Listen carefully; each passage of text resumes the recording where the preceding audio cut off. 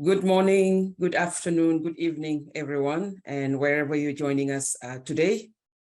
Thank you for being with us here today as we welcome and hoping that we'll get to that 1,000 participants who have registered for this event from around the world: Indigenous, Afro-descendant, and local right holders, civil society, women's organizations, youth groups, NGOs, international donors, governments, and policymakers.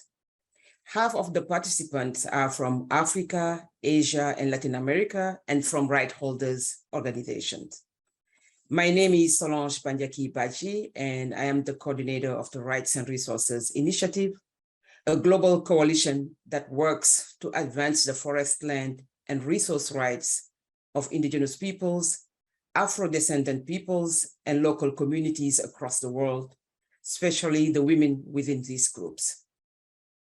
I want to take a moment to thank the Donor Working Group and the Foreign, Commonwealth and Development Office of the UK, FCDO, for their openness and generosity participating in such an event. As we all know, 22 donors, including 5 bilaterals and 17 foundations, made a historic commitment at CoP26 in Glasgow to contribute 1.7 billion between 2021 and 2025 to support Indigenous peoples and local communities' rights to their land and forests. This pledge reflects both the urgency of solving the dual climate and biodiversity crisis and recognizes the essential role Indigenous, Afro-descendant, and local communities play in protecting the world forest and ecosystems. This virtual dialogue, the first of its kind globally to focus solely on the 1.7 billion pledge, is a unique opportunity for right holders to connect directly with the pledge donors and receive updates and answer to their questions about this historic commitment. We have shifted through your questions and hope that many of them will be answered here today. How will donors ensure the promised impact is delivered? How do right holders access this fund? What is being done to ensure systemic funding challenges are addressed for women and youth organizations?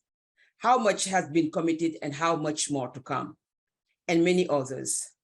But as you know, in 1 hour and 30 minutes, all the questions cannot be answered. The good news is that the Donor Working Group will tell you where to have access to more information regarding the pledge.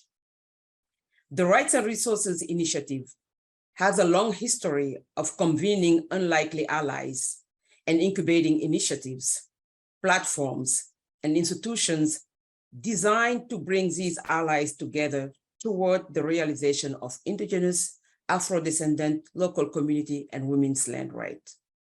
We have a proven track record of breaking down silos and creating space for candid dialogue among stakeholders. As part of this commitment to break down silos and bridge gaps, today we welcome a diverse panel of speakers from 8 countries across the global north and south, and offer interpretation in 7 languages, including 3 local languages: Indonesian Bahasa, Nepali, and Swahili. Thank you for being here today. This dialogue is just the start of the conversation. Without further ado, I would like now to introduce our moderator for today, our sister, Margarita Antonio. Margarita is a Miskitu Indigenous woman from Nicaragua. She is the program coordinator of the AYNI Indigenous Women's Fund at the International Forum of Indigenous Women. This fund is the first and only global fund created and directed by, for Indigenous women. Margarita, thank you very much for being with us today, and thanks for your availability. The floor is yours. Thank you everyone for joining us today. Naki bahuisma. Kumi banida lay kulamaikisna. I greet you in my native language. As an Indigenous Black woman from Latin America, I will moderate using Spanish and English. Please keep on your interpretation.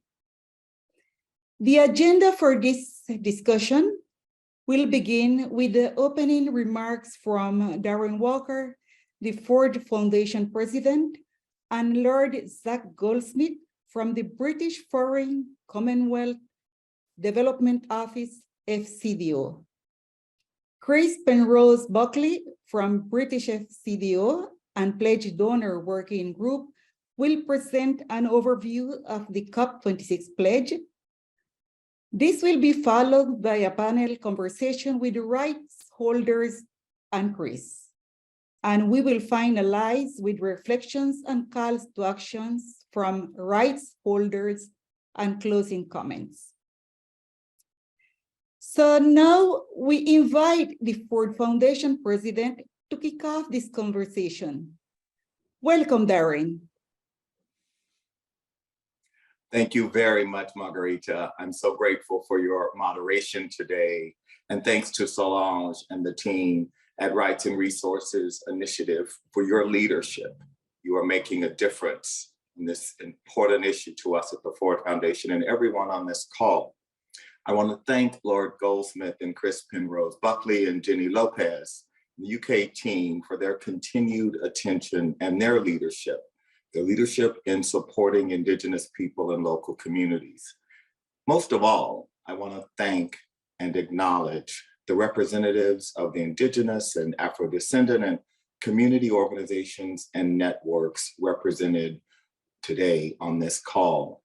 Your role as critical players in forest guardianship makes it possible for us to imagine a better world. Just a little background to remind us and situate my remarks. As we just heard from Solange, the last year, a group of foundations and bilaterals came together to commit the 1.7 billion over 5 years to support tenure rights and forest guardianship of Indigenous peoples and local communities. I was delighted to be a part of the group at COP26 in Glasgow to help announce this pledge, because advancing the rights and lifting up the voices of Indigenous peoples and local communities is key to the Ford Foundation's work of addressing the scourge of inequality. And as I explained in Glasgow, we know there is no viable solution, no solution to climate change, the crisis of climate change, without recognizing and centering the rights of Indigenous peoples and local communities. So a bit about what Ford is doing at this time. And it's, of course, the experience of understanding that too often grand plans get laid by donors in international events on big fancy stages, pledges are made, and then there is no follow through. This is what we have to work to not allow to happen on this occasion. The stakes are too high. So in Glasgow, the pledge signatories made a commitment to report on collective progress towards pledge implementation, and that was a critical part of the announcement. And so we'll be hearing from many of those pledge signatories later this year, but I wanted to give you first a clear and transparent accounting of the Ford Foundation's commitment and what we have done to date in this regard. So as part of our pledge, we committed $100 million over 4 years to be drawn from various sources within the Foundation's budgeting process. So I'd like to share with you where we are as of June 29 this year.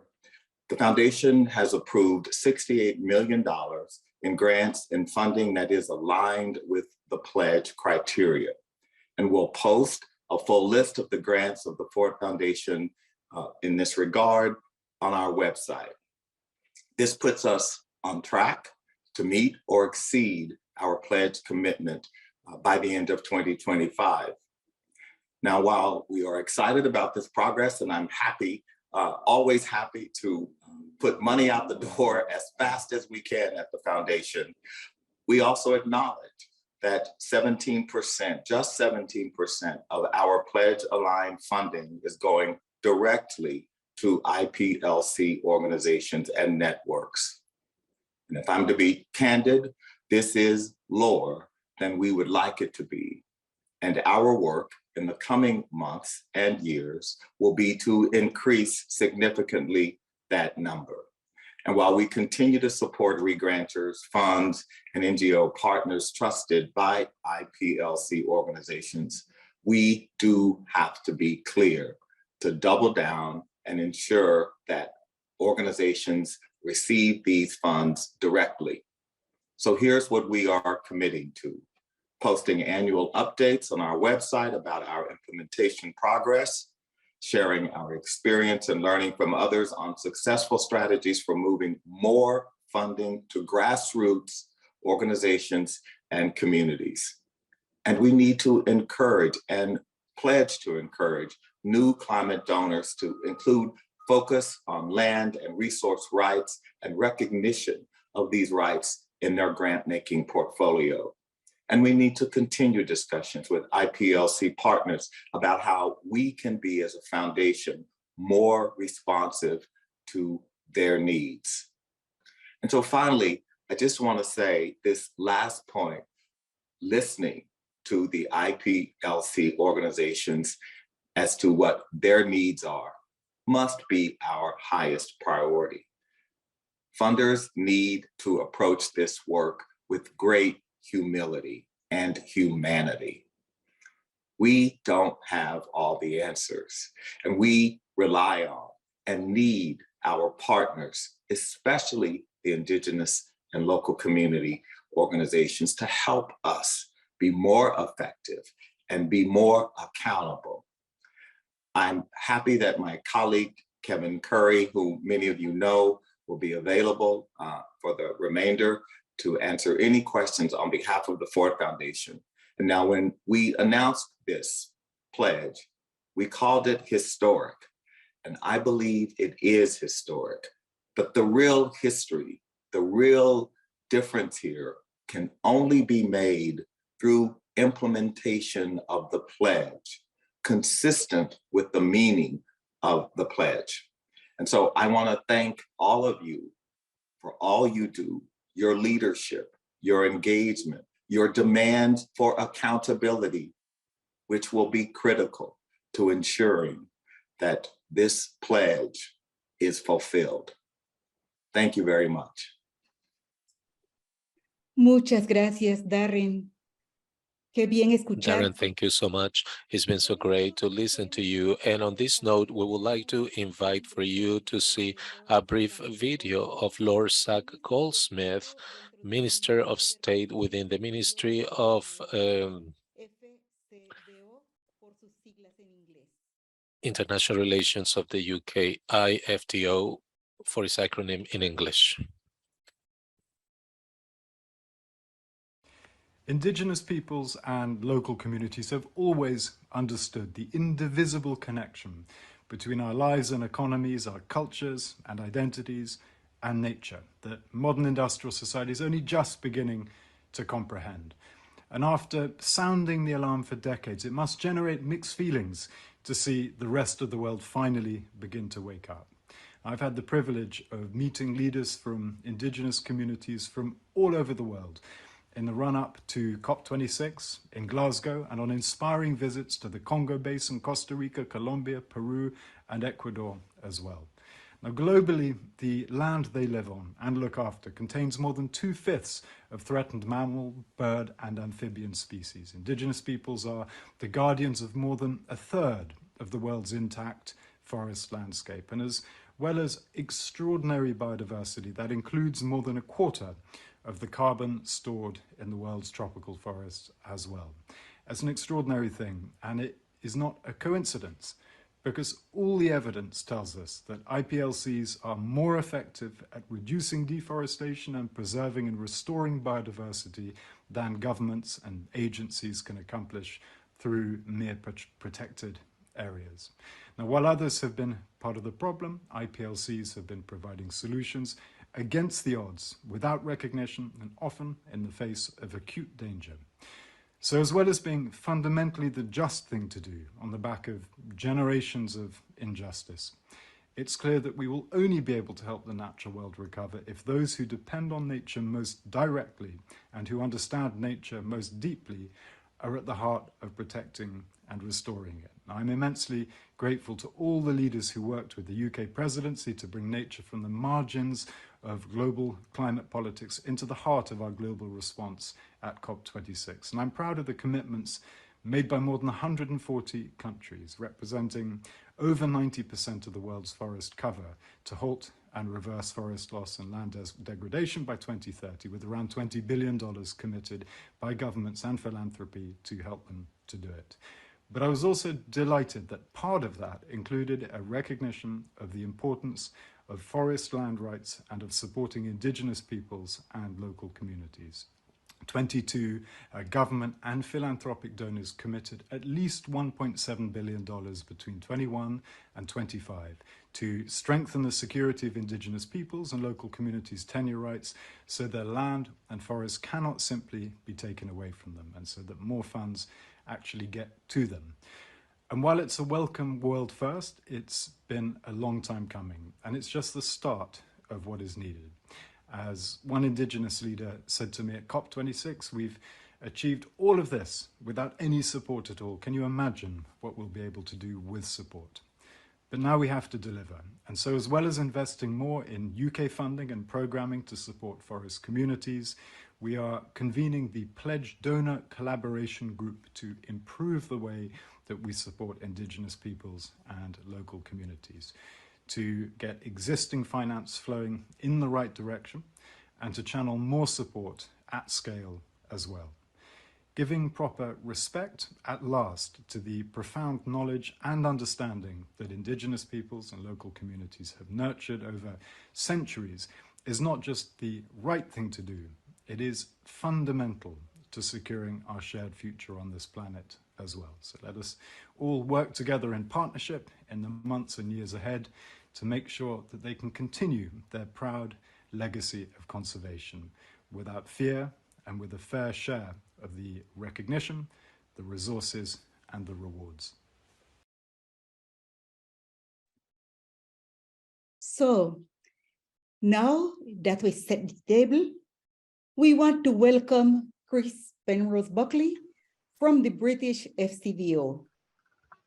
He is the co-chair of the Forest Tenure Funder Group. Chris, please give us an overview and status update on the pledge. Thank you very much, Margarita. And a big thank you to Solange and the team for organizing this important event as we look towards COP27 and the first sort of annual stocktake of where we've got to.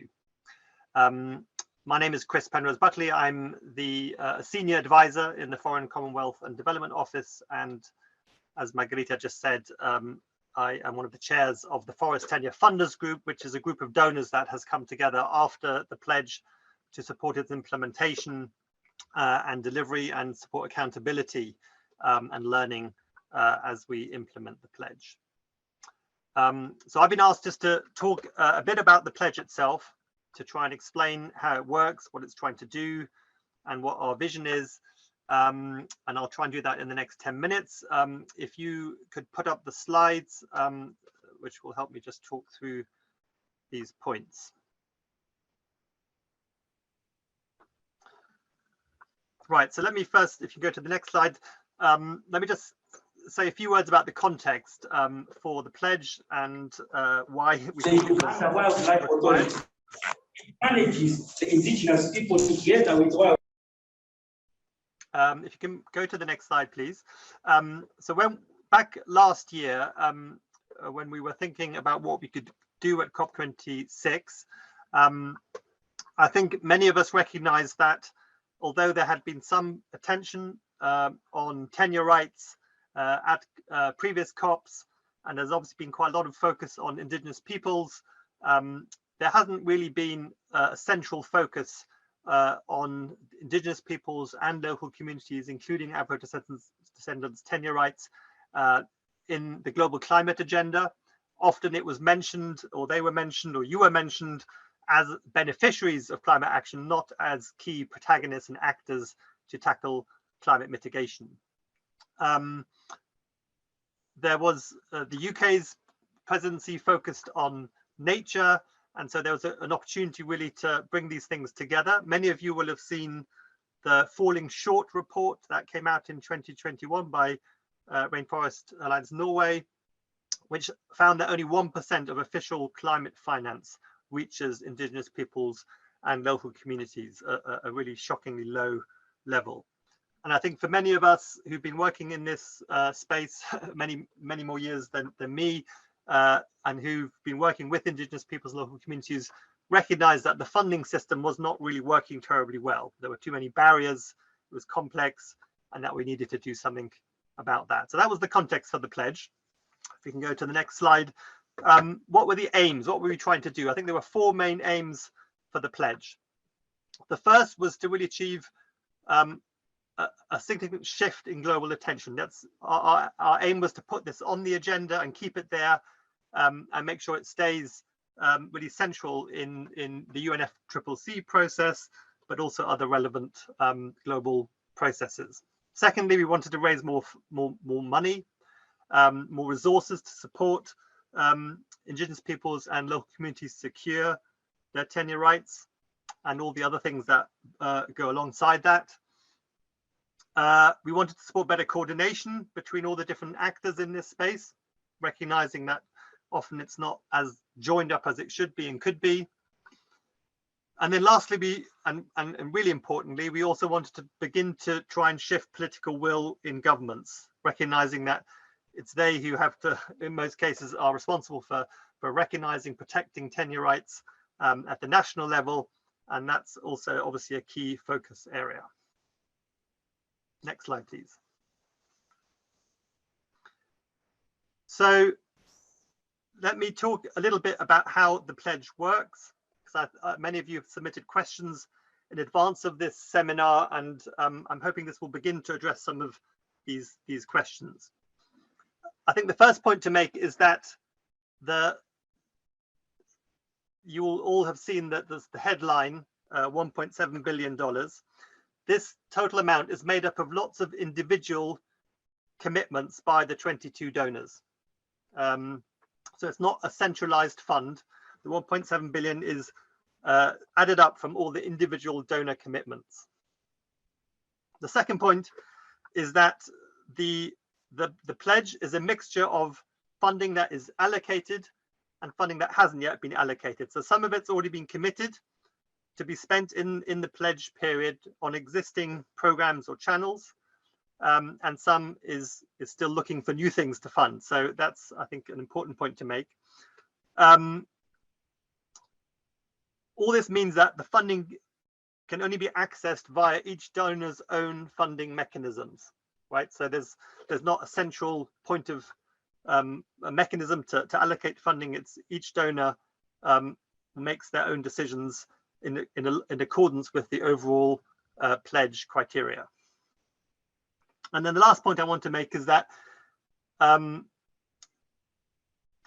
pledge wasn't just about money. Money is obviously important, but it's also a lot about how we fund. And as Darren was just saying, how can we fund more directly and make funding work more effectively? And so we've made a commitment to shift and work on our practices. We've set up this donor coordination group and are in an ongoing dialogue with the Global Alliance, territorial communities and other Indigenous peoples organizations and community organizations to try and improve what we do. As Darren also said, we recognize we don't have all the answers. We're not the main part of the story. We are a sort of side act, a supporting act, but we want to do that better and more effectively. Next slide, please.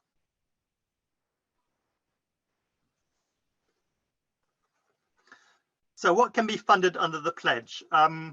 If you haven't seen the pledge statement, I would encourage you to look at it. It's I think it's translated into French and Spanish as well, and I've pasted it a section in English here. I won't read it, but if you haven't seen it and would like to find out, then do get in touch.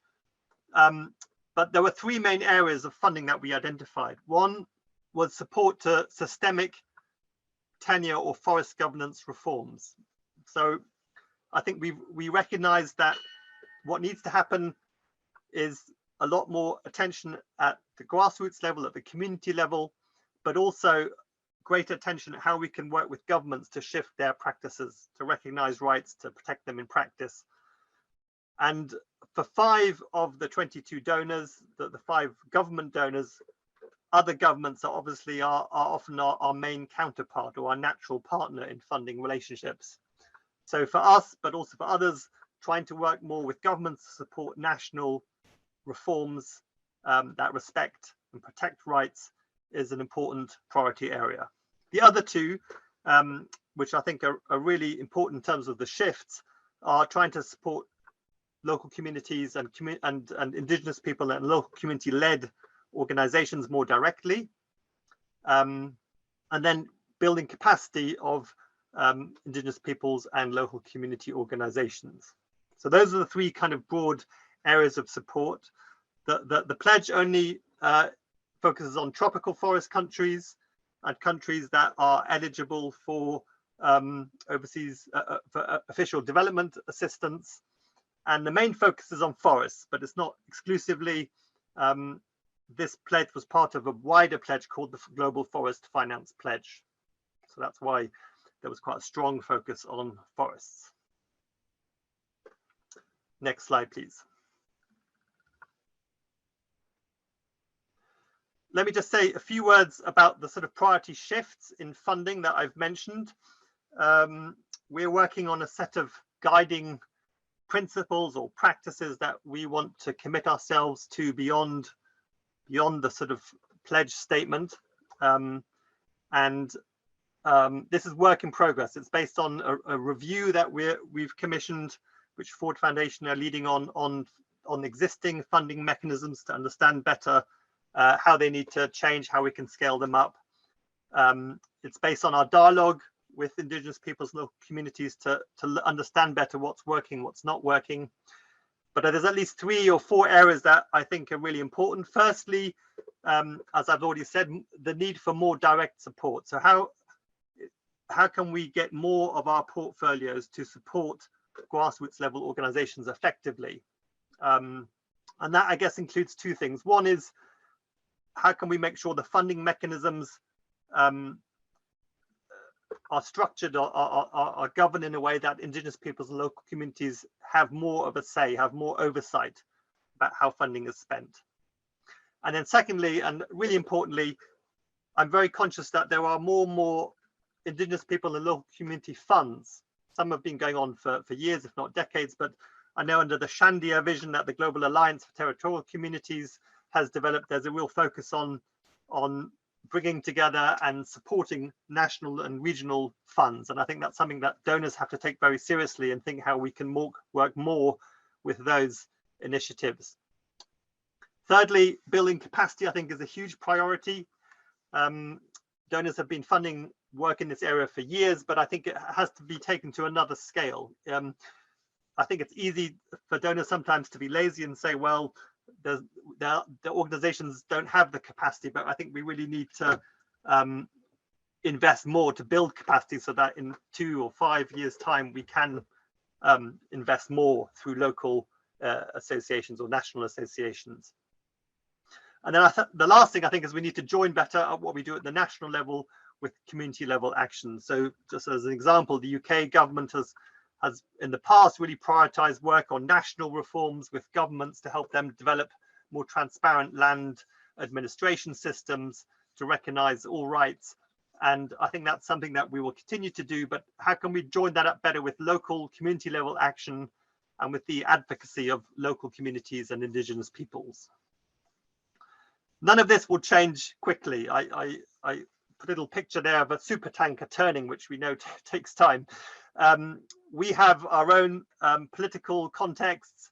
A lot of the difficulties, particularly for the government donors, the reasons why we have so many different requirements, why it can be quite difficult to access our funding, is often to do with the political context and the pressures that we are on at our own national level. We are committed to trying to make those easier where we can, but some of these things won't change because we can't change the political context. And so I think we need to think about how we can work imaginatively, collaboratively with the private donors and others to find better ways around these constraints. Building capacity will take time. It's not something you do in a year. It's a 2, 3, 4, 5, even 10-year sort of process. So we need to create the funding mechanisms to do that and to scale it up. And let me just go to I think it's the final slide.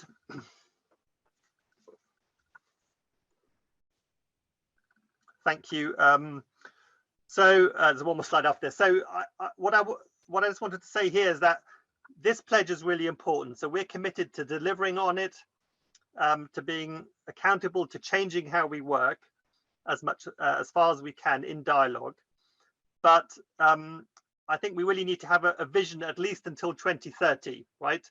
I'm very conscious that for many on the front line in communities, this is a crisis, it's an emergency, it's not something that can wait 10 years.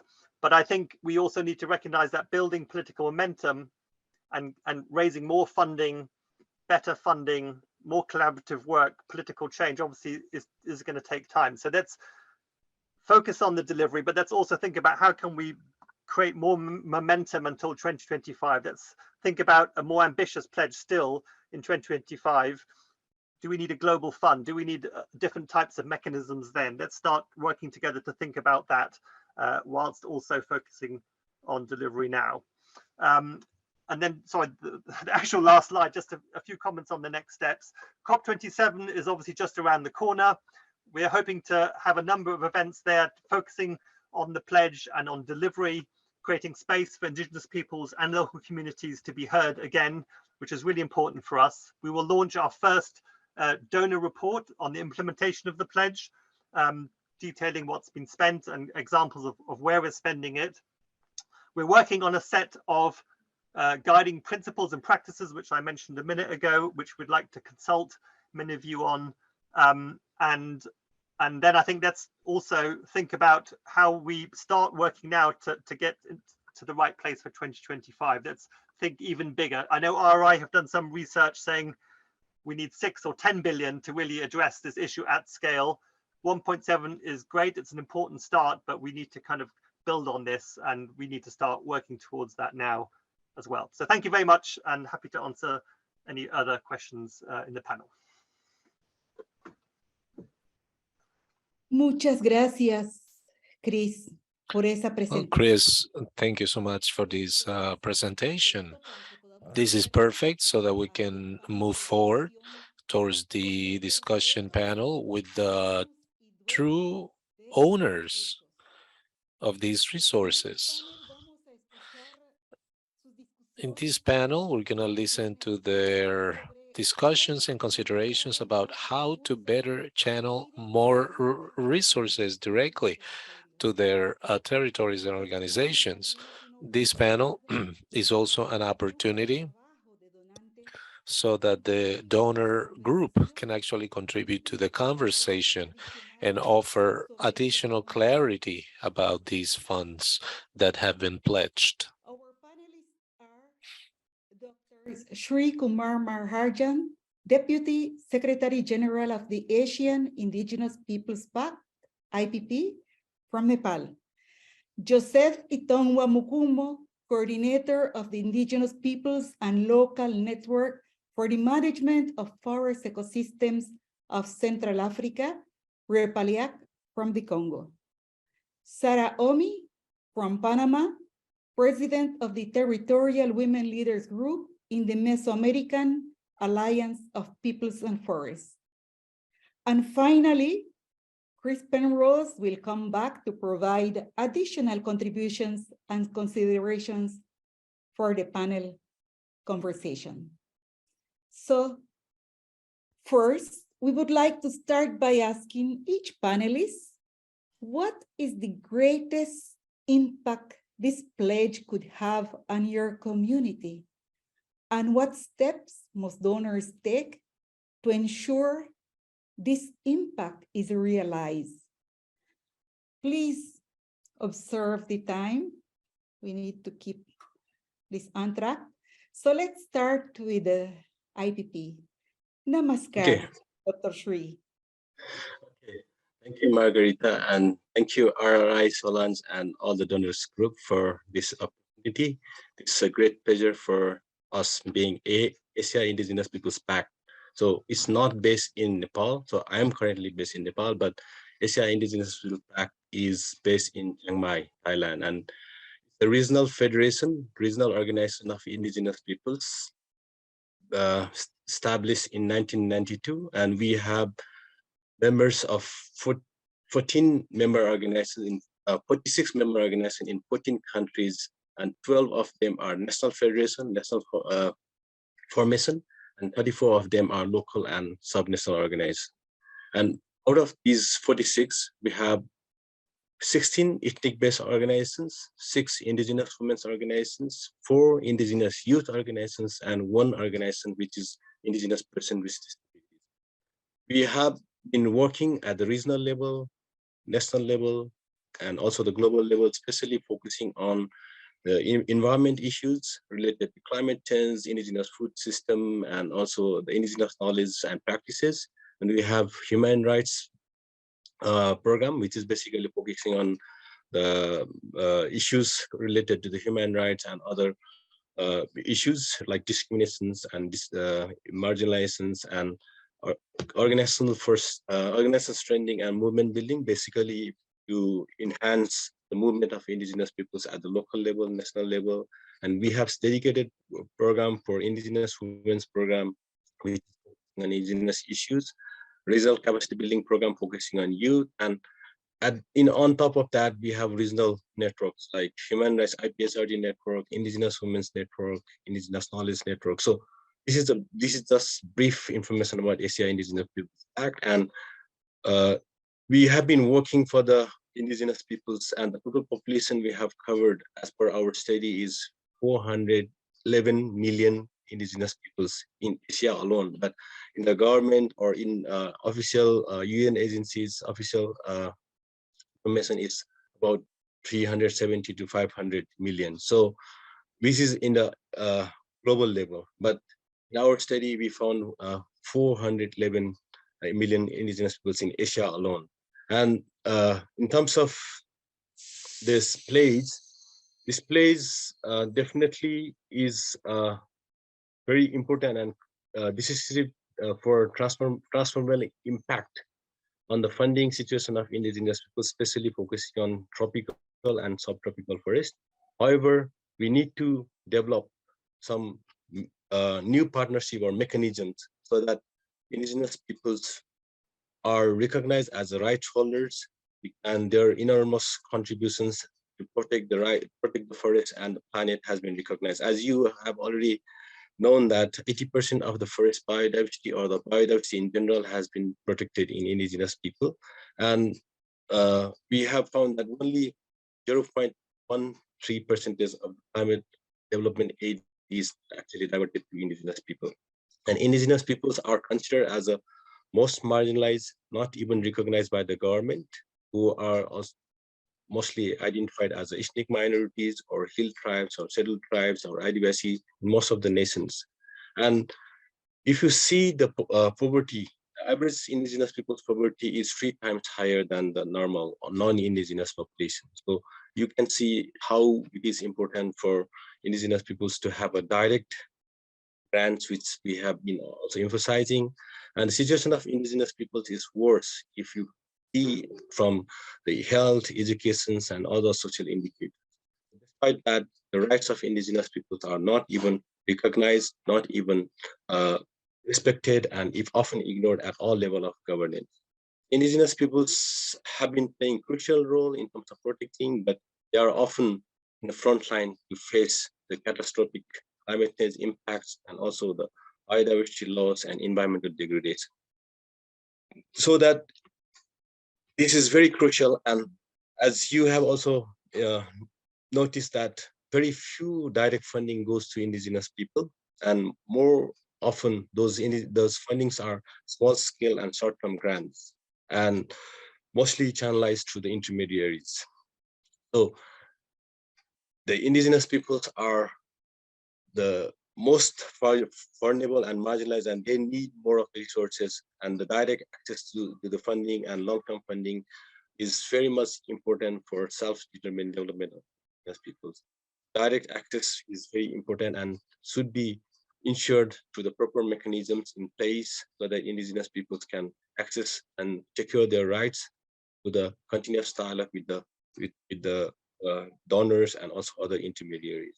So effective coordination, information disclosures, basically the information sharing about this funding, and also transparency and accountability and trust building between indigenous peoples and the donors is very much. And donors should also understand the essence of indigenous peoples, basically aligning with UNDP, which is the International Human Rights Instrument, and also the ILO 169, and continuously respect the indigenous people's self-determined development by ensuring their meaningful and effective participation and through the IP self-representation, which is very much important, and that will help to create the impacts on the days as we.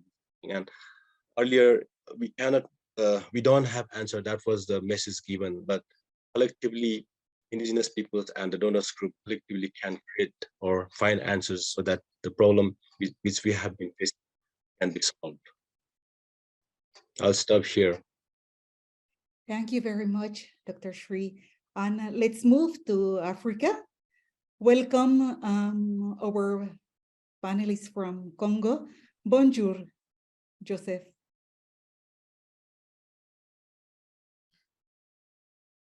Bonjour, merci beaucoup pour RRI, à tous les partenaires. Merci également à FCDO, je vois Christ, Jane et les autres avec qui on a été toujours dans ce dialogue par rapport à We have participated in this dialogue with you always. Itongwa Mukumo, je suis le coordonnateur sous-régional du réseau des peuples autochtones et communautés locales pour la We gestion. have this network of different peoples, autochthonous peoples, and local authorities for Central Africa.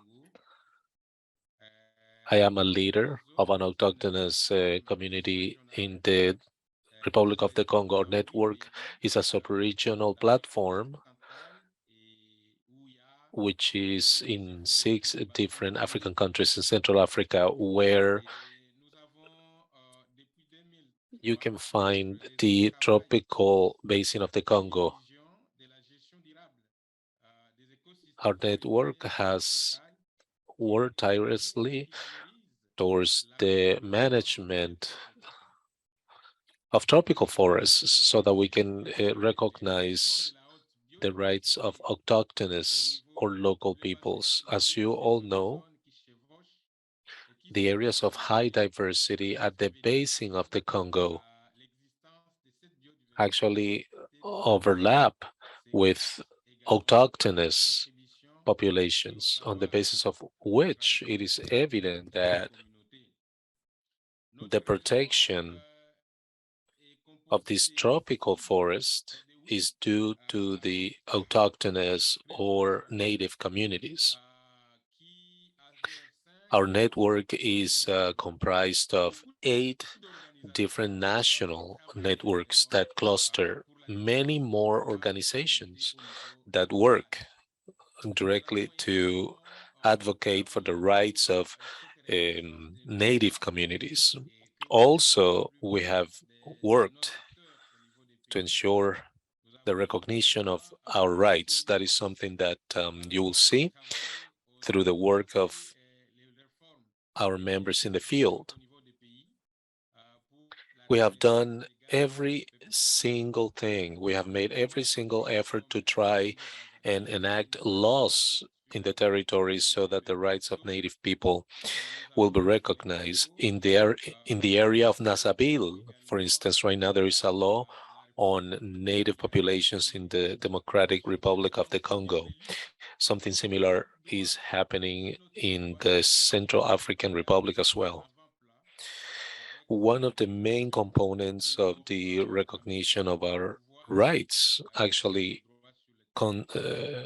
consists of that. And it is thanks to the level of organization that we have accomplished and the kind of goals that we have set for ourselves due to the acknowledgement and the support of our allies. This network and our efforts are actually important for our work in advocating for our rights before the government. So we have a comprehensive network that has communication capacities that are very well developed. And according to our calculations, our work on the level of climate change is an opportunity in terms of reinforcing our traditional model of governance, which actually proves the importance of the environment and the protection of environmental rights. This is work that actually engages key stakeholders within the native populations. When the different stakeholders, namely the communities and the government, accept these commitments to work in favor of our objectives,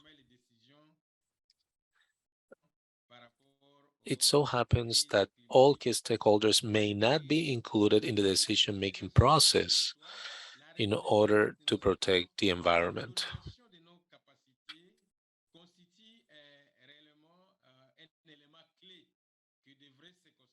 Okay, the recognition of our capacities is an essential element.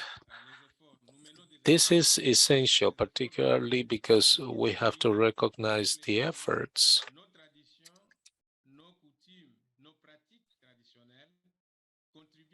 just like our traditions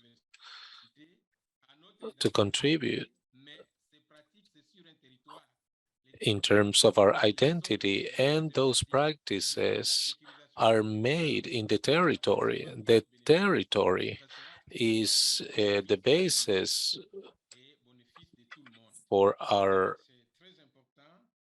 advocacy of the territory. It's all in the benefit of the whole world, not just to the benefit of local communities. This mechanism is a huge opportunity, and the challenges that we have before us are actually huge. Since last year, we developed all of these pledges. We exchanged different communications between the various communities so that they are all up to speed and have access to all of this information. However, the idea is to get to know how exactly we can access these mechanisms on a direct basis and how these principles and these standards and regulations are actually going to align with all of these processes and all of these different mechanisms. How things are actually going to materialize, how they are going to come to be. And I actually believe that all of this is going to become a reality for our communities. And one more important thing is actually time.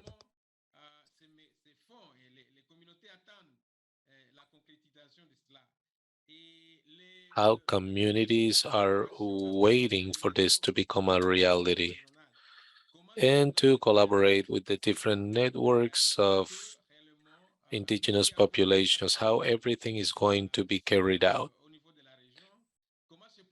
We have different programs on the basis of the region and how these programs are actually going to align with different everyday activities in terms of how to specifically reinforce our activities that have to align and have to be in harmony with this mechanism. How exactly are we going to accomplish this?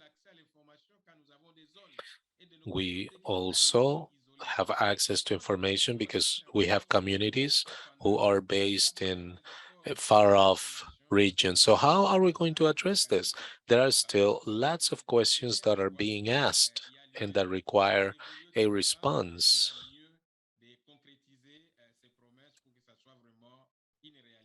I believe it is highly important for this pledge to actually become a reality, and so that we can go beyond information. Thank you.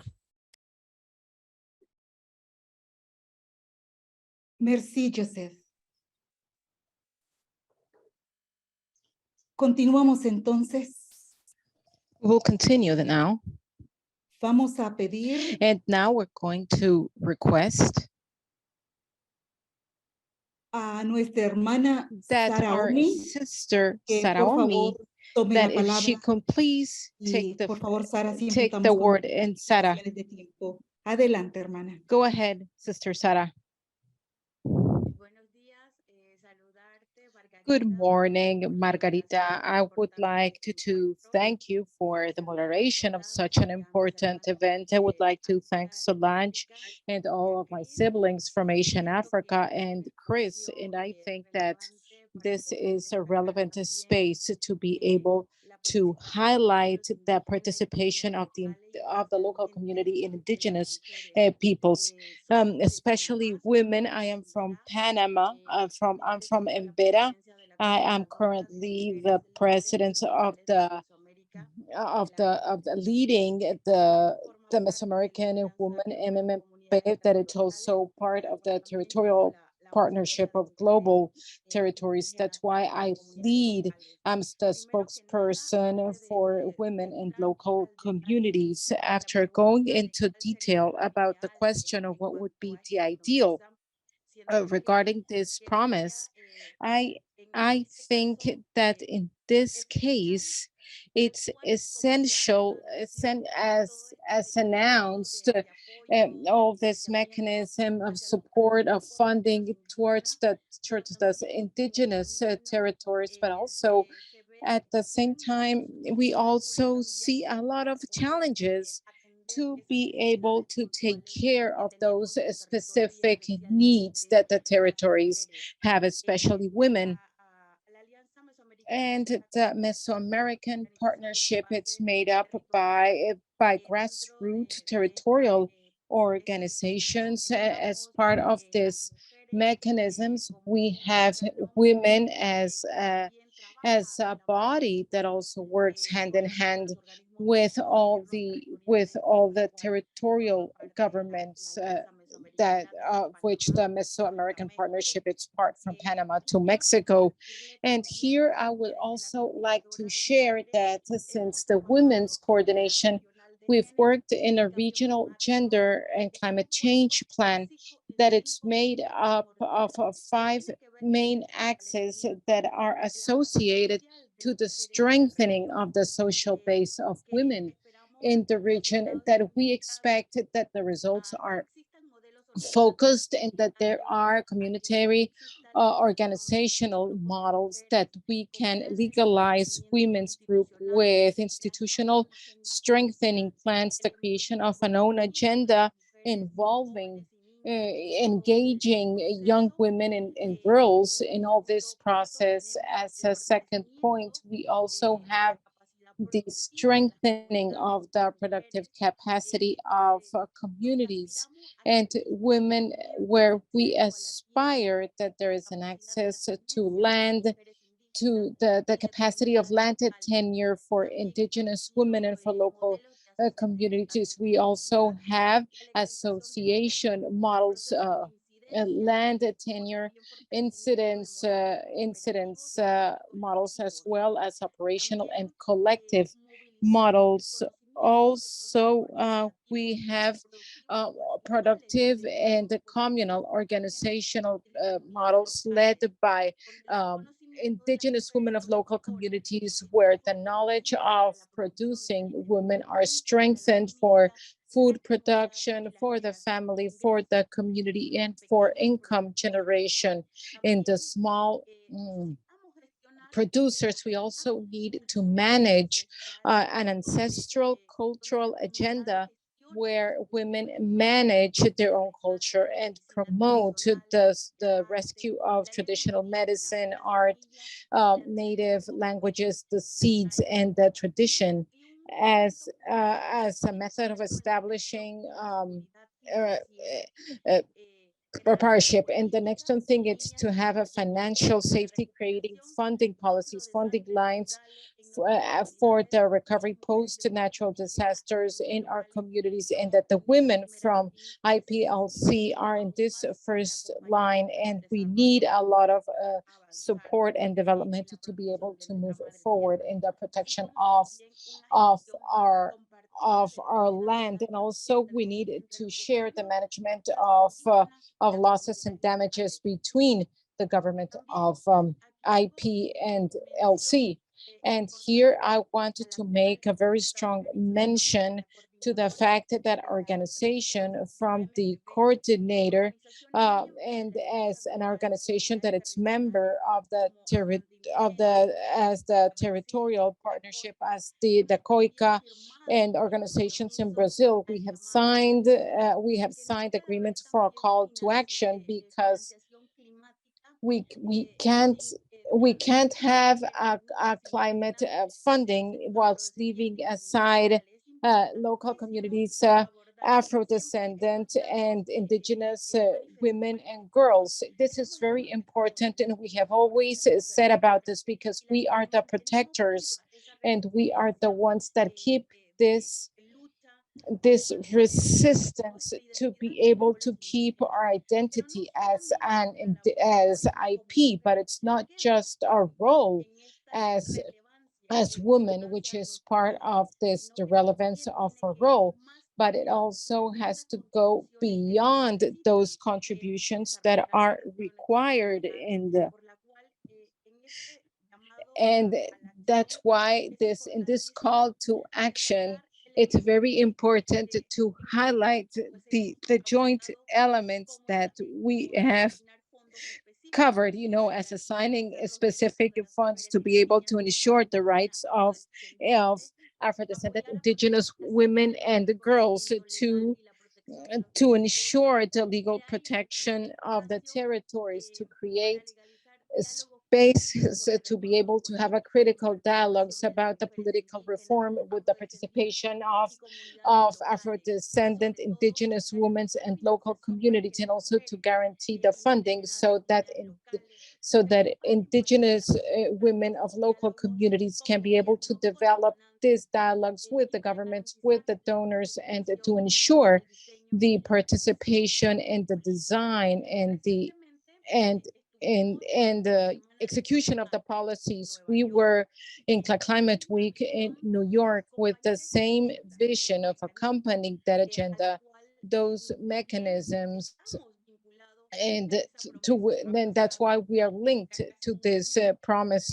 It's been a year since we launched this communications about $1.7 billion, but at the end we don't know what it's the situation, or maybe we ask if the donors, if the governments are still confused, they don't know how to do it. And this is something that also calls our attention. And that's why from the global partnership, and also as a member of this process, we are seeking for mechanisms to be able to launch our funding platform. And also we need to acknowledge the partners, and that's why how these investments should be to the territory in the Chandi platform. And that's why we are working on a vision that it's focusing on that, and on that commitment, and that's why we have to walk hand in hand to the challenges that the territories have to face in advocating for rights. And we women are part of this global initiative. And in the case of Mesoamerica, we also launched the platform Fondo Mesoamericano, which is a mechanism that allows us to fulfill those aspirations that we indigenous communities seek for. We know that there are so many elements or projects, and we still don't know the reality of our communities, where we have so many mechanisms that go hand that sometimes don't go hand in hand with the aspirations of the communities and indigenous communities. That's why it's very important to help us co-create, in this case, projects that feel our reality as women or as indigenous communities. They needed to learn to understand how we work traditionally in our territories, to be able so that the indigenous communities, both Afro-descendant and local communities, they need have different visions or different perspectives than the realities in the cities. That's why there are elements where we need to share and we need to align the vision of indigenous peoples. They also needed to learn and to get closer to the communities and to get closer to the mechanisms. And we are proposing in the indigenous communities, and in this case, we still don't have an answer. We don't have a specific response. And in this panel in which we are participating, I hope that we can have goals and key elements to be able to take care of those needs that are already in the territory.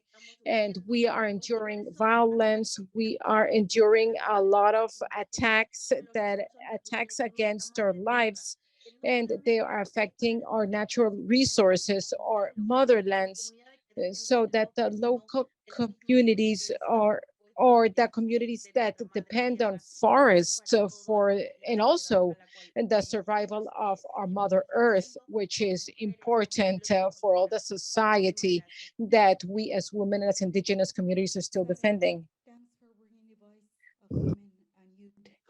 Very important, listen to your comments and your contributions. And now, back to you, Chris. Based on what you have heard now, do you have any other thoughts? Thank you, Margarita, and thank you very much, Dr. Srikumar. Thank you, Salome and Joseph Itongwa, for those reflections and comments from the reality that you are seeing on the ground. It's incredibly important and valuable to sort of be on a panel like this and to hear what you are seeing and how you feel. That I think I'm hearing at least sort of four sort of key points. One is I think there's a lot of understandable frustration, and where's the money, right? You've made this commitment to 1.7 billion. That's a huge amount of money, and we haven't seen any change on the ground, right? We're not seeing any of this flowing. So that I understand. I hear that frustration, and secondly, I think there's both from the comments you made, but also in the chat, there's I think also a sort of frustration that so much funding is still going via intermediaries, right? There's not enough is going directly, and or that a lot of the funding seems to be going to sort of bigger organizations, NGOs or intermediaries, and not really reaching the communities on the ground. I think there's a third point about donor funding arrangements being complex, maybe not very easy to understand, too rushed, not enough time to influence them. And I think there's also a point about really recognizing some specific rights of groups within indigenous peoples and local communities. Salome, you spoke very powerfully about women's and girls' rights, and the need really to not bring everyone together as one big homogenous group, but there's lots of individual groups and specific rights, and we need to understand those and recognize them and work how to respond to them. There was a lot more there, but those are some of the things I'm hearing, and sort of, yeah, I'm hearing the feeling, the frustration, but also the desire to work together to try and find solutions. I liked your point, Sarah Omi, also about saying, are we donors confused about how to do it? I think, as I said earlier, I think Darren's point was right about the need for humility, and the fact that we don't have the answers. We're only a sideshow, but we want to work together with you and learn from you how best to do it. And there's a lot of experience already, so it's not like we're starting from zero. A lot of really strong relationships, I think, between donors and community organizations at the national and regional level, which we can build on. But I think, as I said in the comments I made earlier, I think there is a tension, right? So we had a political opportunity at COP26. We've secured a commitment to this money, but the system hasn't changed yet. That's work in progress, right? It will take time to change the system, so that more of that money is spent in ways that are meaningful, that you can see it on the ground, right? And that, yeah, all I can say is it's frustrating, but it will take time, right? I know from conversations with many who are on this call too, that we don't have time, right?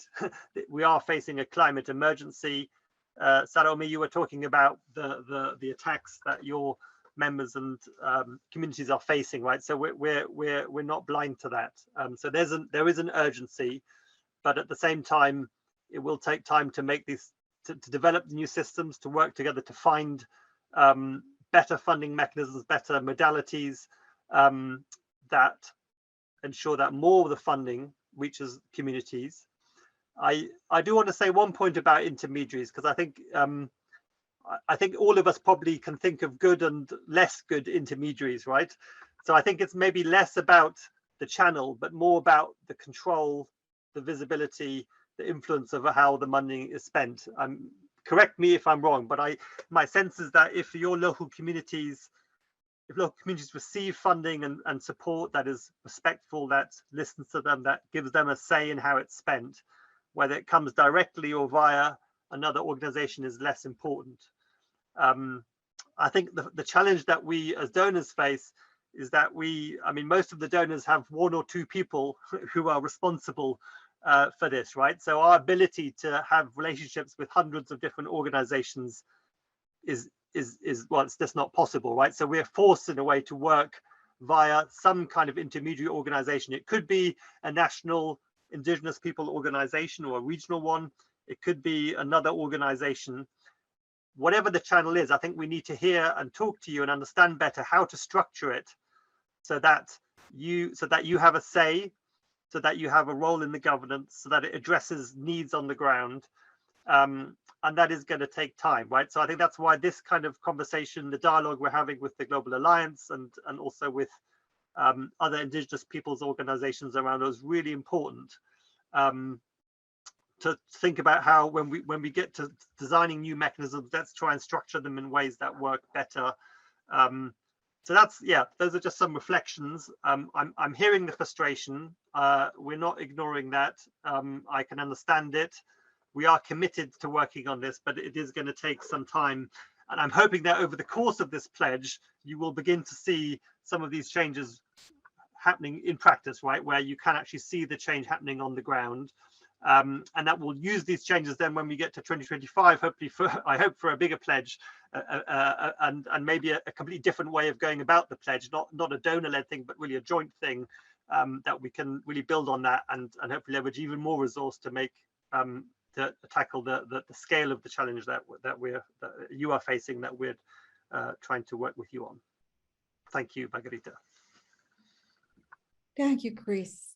And in the of the frustration and the practices that are not healthy, there are some good practices that we also want to share at this time.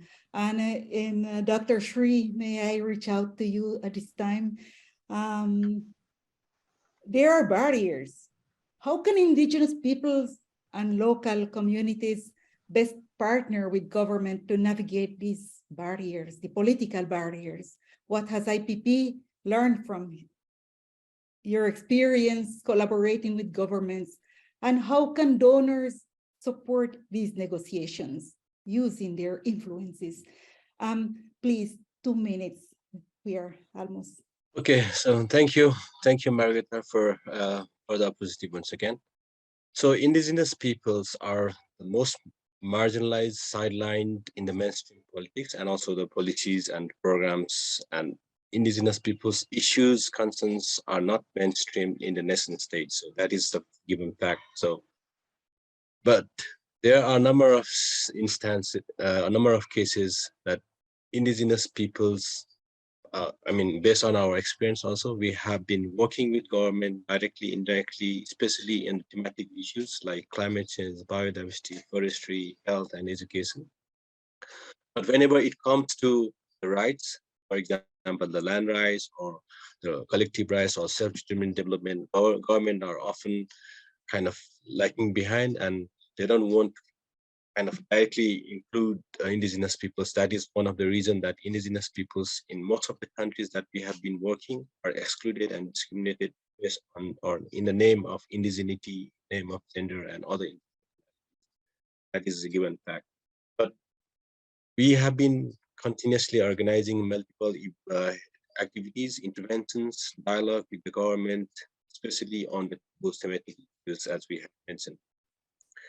Even in health-related issues, the traditional or Indigenous knowledge and practices on the traditional medicines are often facing lots of challenges. This was just one example. And the situation of Indigenous peoples are not improved. Governments in most of these countries have not prioritized Indigenous peoples in the policies, in the programs, and in the plans, including those kind of other social or other thematic issues. The rights of Indigenous peoples remain ignored, and it has been ignored in all levels of the governance. The main struggle for Indigenous peoples is like recognition of rights and their expression in the policies and programs. And in most of the cases, what we have started is we are not against the government always, but we want to make sure that governments are effectively implementing their commitments, basically the policies that they have developed.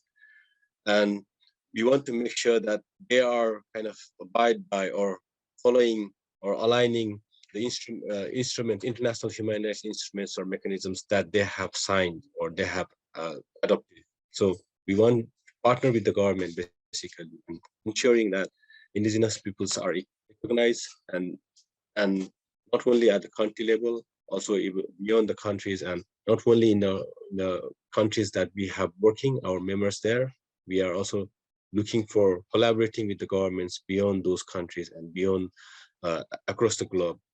And we have started to collaborate with the governments, as I mentioned earlier, in some of the countries on these thematic issues, and also to some extent with the national level Indigenous peoples agencies. Like in Nepal, we have been working with NEFIN, which is a national foundation for the development of Indigenous peoples, Indigenous nationalities, and also in other countries, Thailand and other Indonesia. So we have started to collaborate with the government, on the specific cases, and the role of donors and the role of intermediaries, including the UN agencies, very crucial for strengthening collaboration with the government. And we strongly believe that this place would open new opportunities to collaborate and strengthen the partnership with the government for the rights and benefits of Indigenous and across. And for your information, the global and regional mechanisms of Indigenous peoples may be very helpful and supportive to move forward for the implementation of this place. And we, Indigenous peoples in Asia, have already started to discuss the regional mechanisms, basically regional funding mechanisms for Indigenous peoples, dedicated for Indigenous peoples, for making this place a reality, for the direct and effective access to the grants for the Indigenous peoples at the grassroots level. This we have been emphasizing. So we have already started some kind of brainstorming our regional mechanisms that will be beneficial for indigenous peoples' direct access to donors and direct access. So that has been already started. Thank you. Thank you, Shri. We only have limited time. While in our villages and in our time is endless. In a Zoom, we really need to serve time. So please, Joseph, you talk about the difficult situation in the Congo. How are you? What are your recommendations? How to fill in the gap? Republic have a strong background, a strong constitution. What are your main take? 2 minutes, please. Merci beaucoup. Je crois qu'on a fait allusion, Chris l'a dit, on a fait allusion à des obstacles, des procédures, des partenaires, de la manière dont... Ok, nosotros hemos estado trabajando con diferentes, we have been working with different actors, les peuples autochtones, but in addition to that, the capacity of native people, the capacity of native people is a pillar, it's a base. It serves as a cornerstone, and sometimes the ways of thinking become barriers to access to different funds. We use different pretexts that hamper our access to these funds. My recommendation would be to learn from other people's experiences. For instance, I've spoken about the influence of legal reforms. There are laws currently who we can actually influence the organizations who have been working and who have put into practice specific actions. We've demonstrated the efficaciousness of observing different cases. That implies that these days we have different tools at hand so that we can overcome or tolerate the efforts or difficulties that we have been coming across in the framework of funds, of grants. I believe that the funding procedures are complicated. We've already spoken about the fact that agencies, bilateral agencies, are willing to cooperate with governments to try and provide funds. But simultaneously, there are associations. For instance, there are various mechanisms which are being put into practice. For example, the Bezos Fund for the regional financing of forest protection, jungle protection. That means that we're beginning to understand the needs of native people. We analyze their needs and their current situations, and also analyze the networks of native people and the way they work. And in addition to that, we've already thought about how to reinforce capacities and see exactly how, through the work of native people, we can reinforce governance. There are plans. For example, my peer and brother from Asia was saying that there are financial mechanisms, existing financial mechanisms, and I believe that we can build upon those experiences and learn from them. Why not? Why don't we think about establishing a direct discussion between different native peoples out in the field so that they can exchange experiences and see how different structures and different networks actually function. This is something that we need to capitalize on. And there's also the issue of communication. We have to think about reinforcing communication channels so that everybody can access all of the necessary information. There isn't egalitarian access to communication in every single continent, and that's because of technological obstacles, but that is something that we can overcome if we can talk to different organizations that are in touch with the communities out in the field. Thank you. Thank you very much.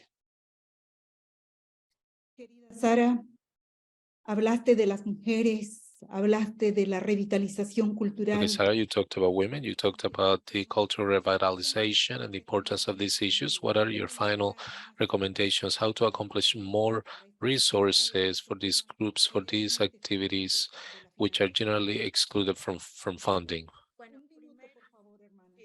2 minutes, okay. Okay, first off,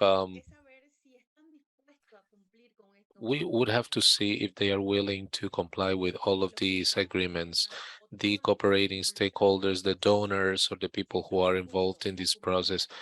If they're willing to implement the instruments to the Mesoamerican Alliance and the Mesoamerican Territorial Fund through the Global Alliance for Territorial Communities, the Chandia Fund, and right there, the agenda of people and their funding has got to be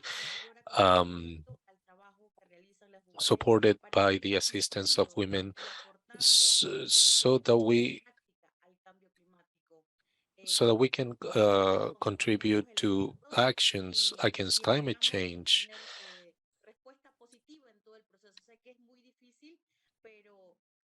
I know this is all very difficult, but it's a frustration and it's a requirement in terms of work for which Indigenous people and Indigenous women in this instance are trying to withstand so that we can move forward and ensure our rights, and particularly the rights of Mother Earth, who needs us all so much so that she can heal, so that she can be restored. Margarita, thank you.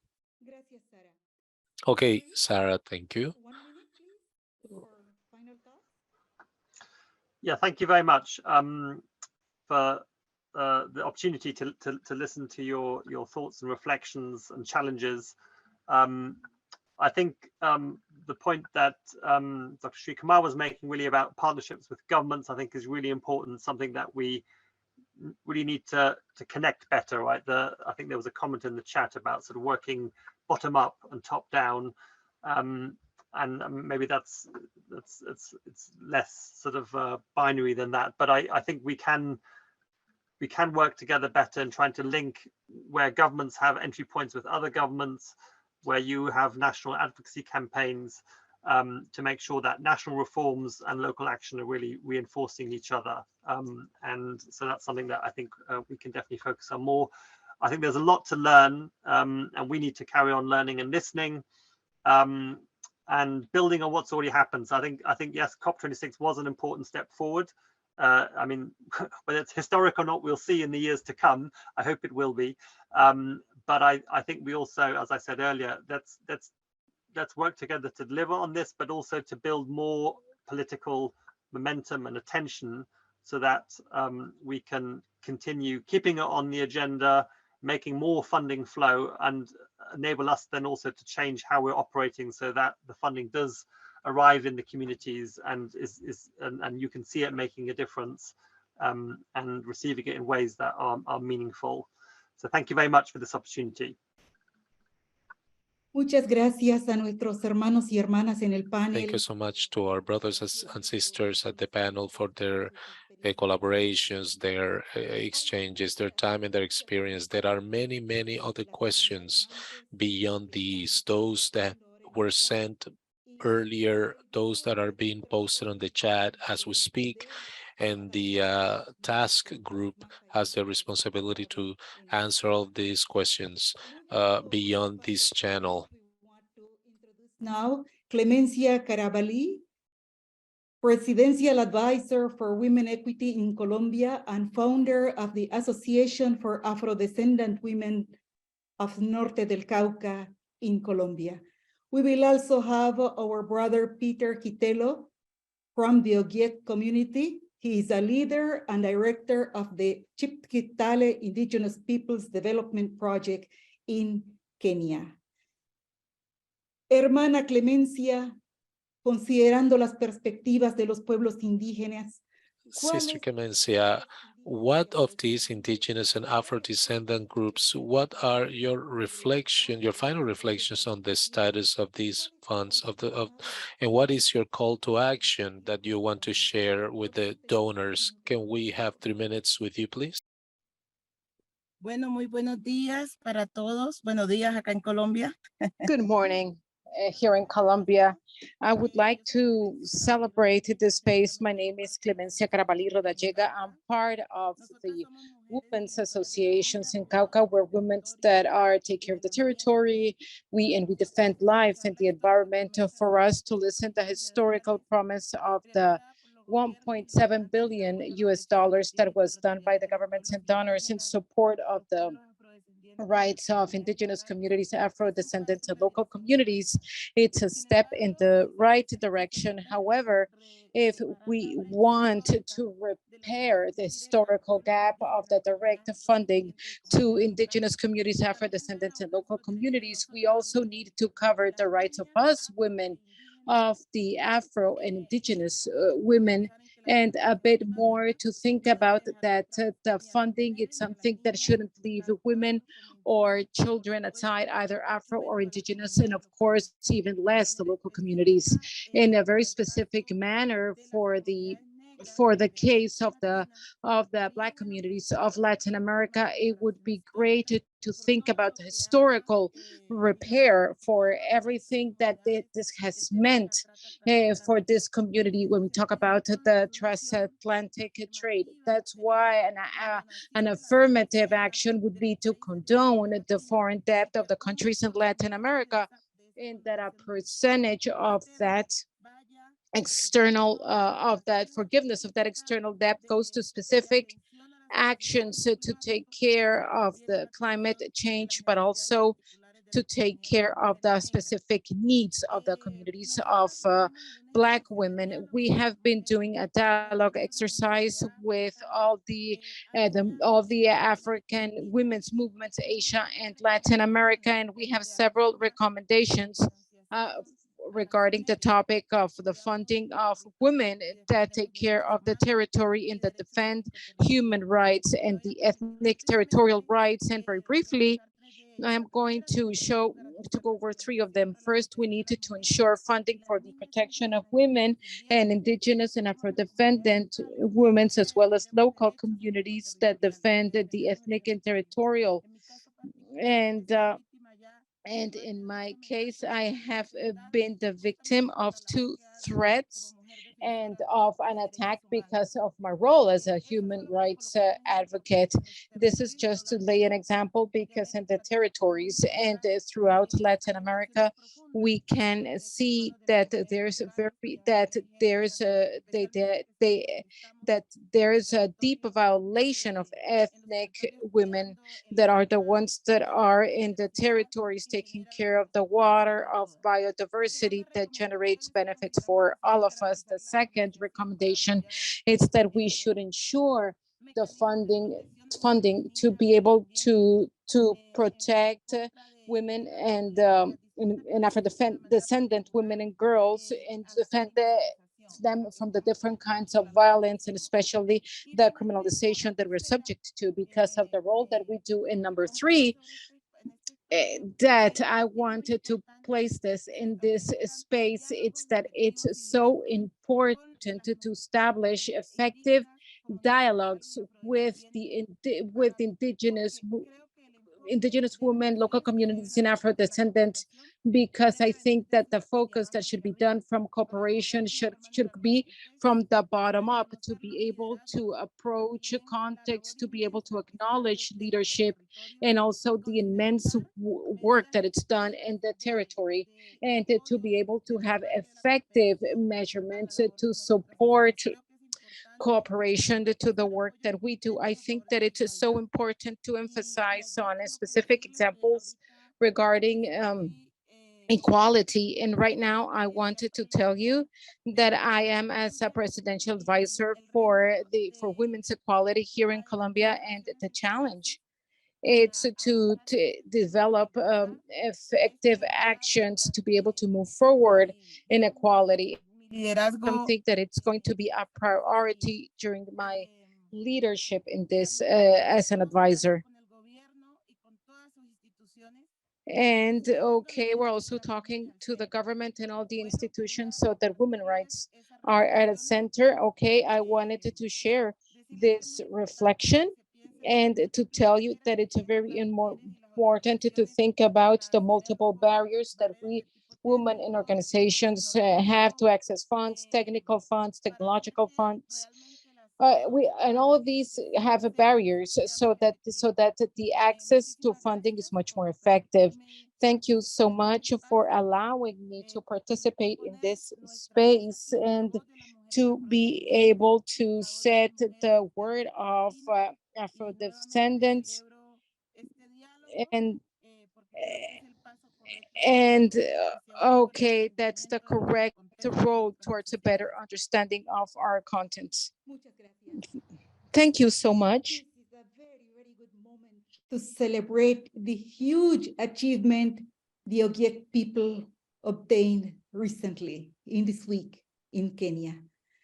This the revokement of the government notice that convert part of Mount Elgon land into a national reserve is an achievement like what we want to hear more about. So I am very happy to invite my brother, Peter Kitelo, from the Ogiek community. Jambo, Peter.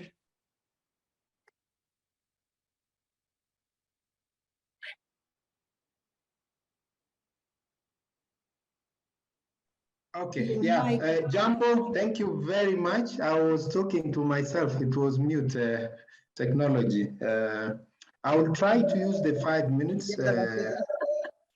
First of all, okay, my name is Peter Kitelo from the Ogiek community.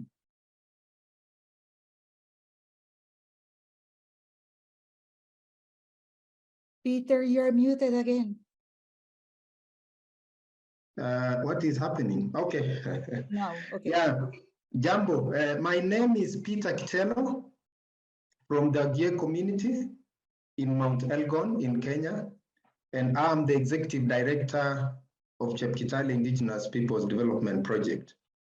And as just been mentioned, I think we are very excited, and we look at one of our biggest impacts as an organization or as activists within the community was the regaining of the rights of our lands, a struggle that we went into it about 22 years ago. And we just, this week, 3 days ago, we managed to, through a court action, we managed to get back our land that had been converted as a national reserve. But this is just about 20% of our lands, because the rest has been converted to national park, and another one to forest reserves, and another one was taken over during colonial time. And when the colonialists left, the land was parceled out to more influential individuals in the post-independence. So those are the challenges of minorities in Kenya, and I would think in many other parts in the world. Now, I would go just to briefly to say, I would be very, very brief. I think the people who have spoken spoken most of what probably I would have spoken, and going to really the challenges of funding. I think the biggest challenge of funding for small organizations like ourselves, and even not even organizations, but communities, the biggest challenge is information. And I got to know about this funding, for example, when I attended the APAC, African Parks Congress in Kigali. Else I did not know. And that is, I think many communities and organizations of indigenous peoples and local communities, I'm sure could be facing. And I think this was really, and I would maybe we did not give Darren enough time, but mentioned about that some of these, you know, the first part of the proposals, for example, would be on the website. And, you know, the reality is many of the indigenous peoples and local communities and small organizations, first of all, that puts them out, because most of them would not have, you know, that capacity or even to know that, yeah. So I think just an example. And then, of course, the usual excuse of lack of capacity, which I think it came out well, that if there is lack of capacity, capacity needs to be developed. And then I was also expecting probably some work about the representation of indigenous peoples and local communities in some of, you know, these mechanisms that are being put in place for this funding, because that's where really most of the problem happens. If they are not there, or we try to use the systems that work for other organizations, you know, the way it has been working, I think it is, that's a challenge already that I think needs some time into it. And I will go very briefly, like in countries like Kenya, for example, today, the indigenous people, including like pastoralists in Kenya, for example, it could not be like direct loss of forest on their lands, but the effects, like there is a lot of, there is drought in Kenya, in many places in Kenya, and pastoralists are losing their livelihoods, their livestock, because no water, you know, all that.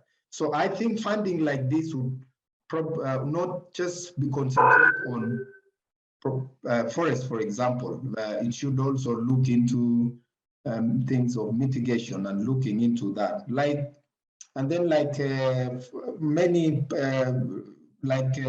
forest communities in Kenya, for example, you will see them saying that, for example, things like honey, it's no longer coming at the quantities that used to be there, because and when you go to it, you see that the weather patterns have changed, and that affects the production of honey, for example. So I've just given the two, but there are so many challenges that indigenous peoples are facing, and it might not be directly expressed the way we understand climate change, but from the effects that are happening, that is what is there. So I think I was given a very short time. That's all I think I could, I can just briefly talk about, and really appreciate whoever, RRI of course, and the donor group for having put this. I would assume this is not the last.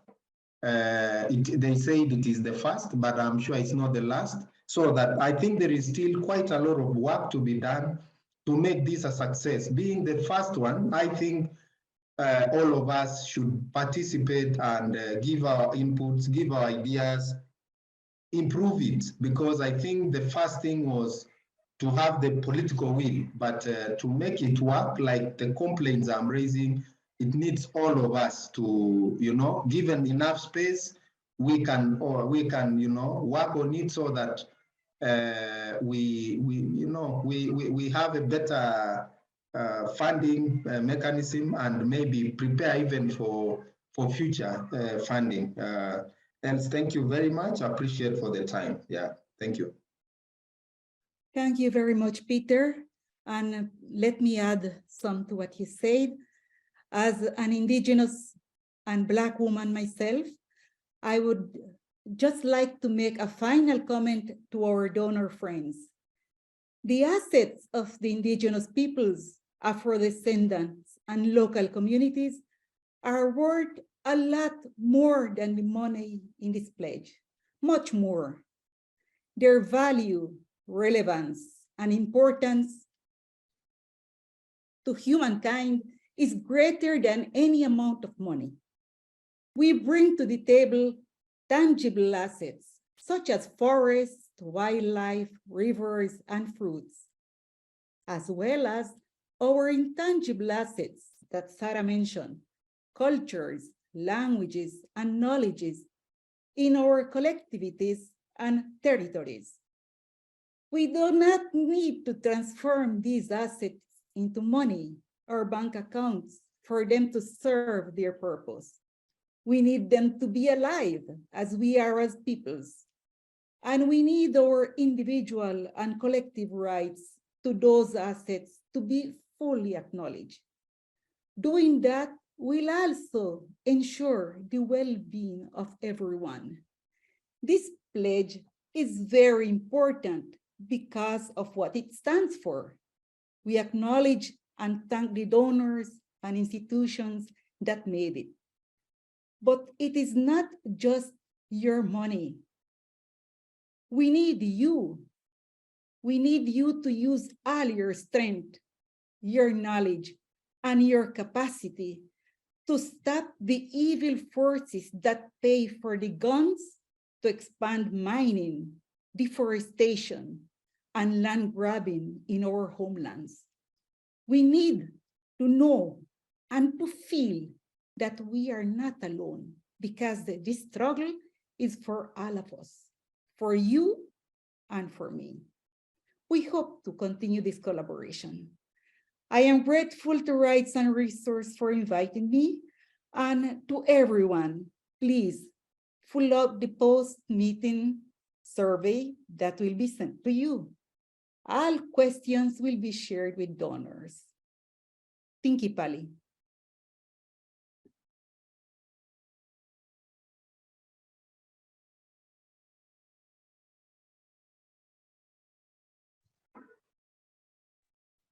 Thank you, thank you. Merci.